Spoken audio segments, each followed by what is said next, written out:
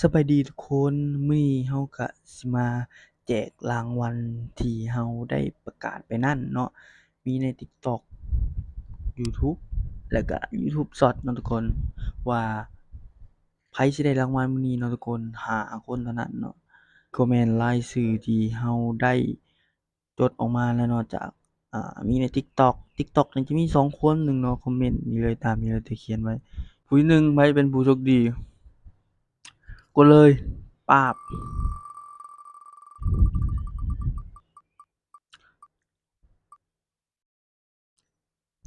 สุพรเนาะทุกคนยินดีนำเด้อสุพร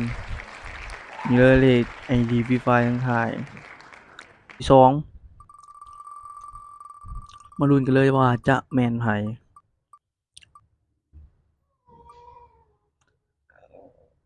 เบอร์9เนาะทุกคนชื่อขวัญ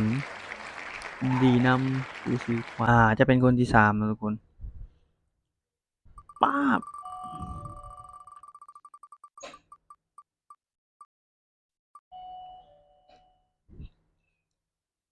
คสิเดชโอ้ยินดีนำเด้อคนที่3นำเบอร์ที่2ผู้ที่4เนาะทุกคนว่าไผเป็นผู้โชคดีกดไปเลย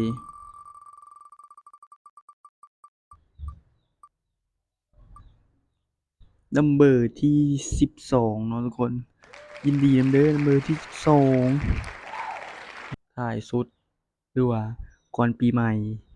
ก่อนปีใหม่นี้ไผจะเป็นผู้โชคดีเนาะได้รับรางวัลเพชร 3.3 เพชรจากทางเราไปกดไปเลย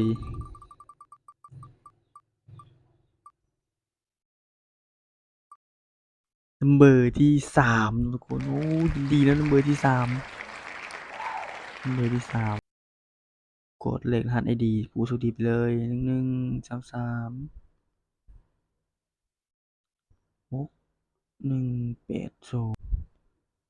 25579 314 54คนที่2เหียบห้อยเนาะทุกคน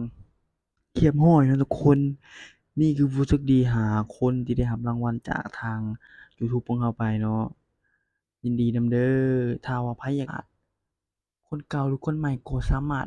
เข้ามาคอมเมนต์ได้และหรือว่าไผอยากต้องการอยากซื้อซิมที่ลงทะเบียนแล้ว